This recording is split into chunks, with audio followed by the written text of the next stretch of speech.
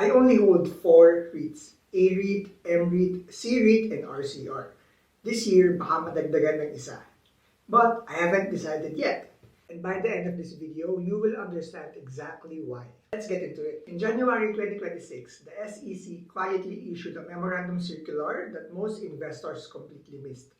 And honestly, that's understandable. Memorandum circulars don't exactly make exciting headlines. But here's why this matters to you. Paano masabi? Especially if you're already investing in REITs or you've been thinking about investing in them. The original REIT Act of 2009, around 15 years old now, was built for a different era. It was designed around traditional real estate, office towers, retail malls, residential complexes, and hotels. That's it. That's what counted as a REIT. So what's the problem? The world moved on. Other countries were already listing data centers, toll roads, fiber networks, and airports as REITs. The Philippines was behind. This new amendment fixed that. It explicitly expanded the definition of income-generating real estate to include digital infrastructure. At the top of that list, data centers. It also opened the doors for telecommunication assets, energy infrastructure, toll roads, and ports. If you already own a REIT or M-REIT, you know what a property-backed REIT looks like. What's coming next is a completely different animal: infrastructure-backed REIT. And the first one is already in motion: PLDT Vitro. So let me introduce you to Vitro. If you haven't heard of it, don't worry, kasi kahit ako na super excited about REIT investments, this week ko lang din nalaman. So Vitro is PLDT's data center subsidiary. Right now, they operate 11 data centers across the Philippines. Very important, not all 11 assets will be part of this REIT right away. The first phase covers only 8 facilities with a combined capacity of 27 megawatts. The massive 50 megawatt Santa Rosa facility is being kept out of this IPO until it stabilizes. But here's the thing: once Santa Rosa gets added to this REIT later, the total portfolio valuation is estimated to jump to roughly $1.8 billion. So why is PLDT doing this as a REIT instead of just selling a stake privately? Here's a detail that most people haven't connected yet. Earlier, there was a deal on the table with Japan's NTT Group, one of the biggest data centers operators in the world. But it fell through, hindi natuloy. The private buyers demanded a controlling stake, and PLDT felt the bids undervalued their asset. So instead of handing control over to NTT, now they're spinning Vitro off into a REIT. PLDT would still control the operations.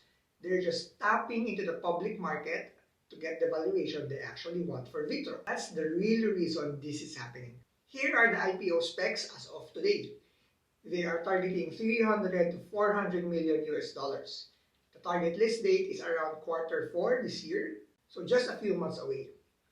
The initial asset value is estimated at 600 to 800 million dollars US dollars by MVP himself, and the full portfolio value once Santa Rosa is added will be roughly 1.8 billion US dollars. And here's the bottom line: if approved, this will be the Philippines' first ever data center REIT. Okay, so SEC changed the rules and PLDT is launching a new REIT. Why should I care? Why should you care? Let's start with something most people don't realize.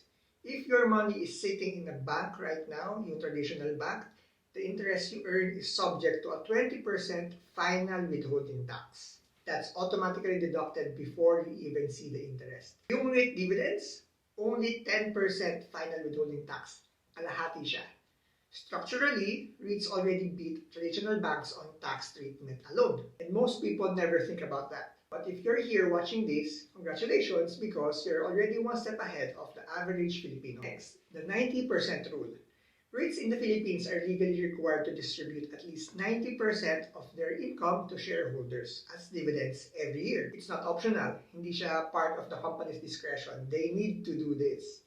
It's a forced payout mechanism built into the law. That's why investors choose REITs: reliable, recurring cash flow. For context on what a data center REIT actually pays out, let's look at Singapore's Keppel DC REIT. It operates purely in the digital infrastructure space and has historically yielded around 4.5 to 4.6% annually. So that's your benchmark for what Vitro might look like once it's part of the PSE. Let's talk about another advantage. The barrier to entry to REITs is lower than most people think. Depending on the final IPO price, you can start buying into Philippine REITs for as little as 5,000 pesos.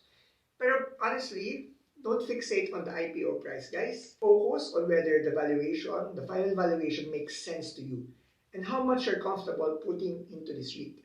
That's the right question, not the final IPO price. Now, here's the part where I need you to pay attention because this is the part that most YouTube videos skip. PLDT has a balance sheet problem.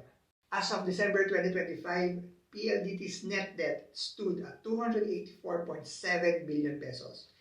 They have 16.6 billion pesos maturing in 2026 and another one next year na worth 27.9 billion pesos. So the proceeds from this REIT are going to be used to pay down that debt. This strategy is sometimes called debt refinancing. That's a genuine concern and I have to dig into the prospectus a little bit more to gather more info as usual. Comment prospectus if you'd like to see those details. There's also a timeline risk here. The Q4 2026 target is highly dependent on PSE and SEC approvals. If this IPO slips into next year or hindi matuloy this year, PLDT may be forced to refinance the debt at less favorable terms. So in other words, don't treat Q4 this year as a guarantee. Treat it as a target. And here's the opportunity cost question I want you to think about. Should you wait for Vitro or should you buy existing REITs right now? If you have 100,000 pesos sitting in your buying power right now, should you just invest in, a REIT or RCR or wait for PLDT to finalize this REIT? That's a question I cannot answer for you. Ikaw lang makasagot niyan. One thing you have to seriously consider is Vitro offers a unique tech growth angle na wala doon sa other REITs. Data centers are the future. No question about that. However, it's not distributing any income yet. It has no track record as a listed REIT yet. Meanwhile, A-REIT, C-REIT, M-REIT, they are already paying out reliable quarterly dividends right now. If you're saving some cash while waiting for this Vitro REIT, that's cash not earning anything. It's earning zero yield. Here's my honest take. You don't have to choose. Maybe you can do both. You can put your money to work in existing REITs right now, like what I'm doing, and assess Vitro when the final prospectus drops and you have real numbers to evaluate. Don't let FOMO push you into an IPO you haven't fully researched. Remember guys, na get rich quick schemes, we don't do that in this channel. We want to get rich gradually by making informed decisions, hindi hype. If you're watching this from abroad, like Australia, Canada, UAE, or US, you can fully participate in this REIT through Philippine stockbrokers, of course. Called Financial and AAA Equities. Ito yung brokers ko in the Philippines and I can access them easily here in Australia. It's as easy as buying any other stock on the PSE. There are no special rules. And here's something I want you to think about as an off-double. With the peso currently very weak against the Australian dollar, which is at 44 pesos, last time I checked in GCash, and the US dollar at 61 pesos, your foreign currency goes further right now. You send your dollars home right now, convert at today's rate, and you can get more shares for the same amount of money. The weak peso that's hurting everyone else is quietly working in your favor here, in our favor. So personally, I've only participated in 2 REIT IPOs in the past, A-REIT and C-REIT. I didn't have a lot of capital before, but I did not let that stop me from investing. Also, the common denominator between A-REIT and C-REIT is that they are the first of their kind. A-REIT was the first office REIT in the Philippines, while C-REIT was the first solar energy REIT. They both became legit dividend-paying positions in my portfolio. Vitro would be the Philippines' first data center REIT. That pattern means something to me. But I also want to be straight with you. 50-50 pa ako dito. I'm still waiting for the final prospectus, the actual IPO price, and the dividend yield forecast before I commit. What I can tell you right now is I'm watching this very closely.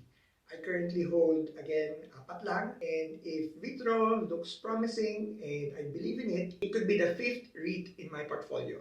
But I'm not there yet. If you want to understand why I chose 4 REITs and how I'm building a passive income portfolio, I made a full video about that. Click here.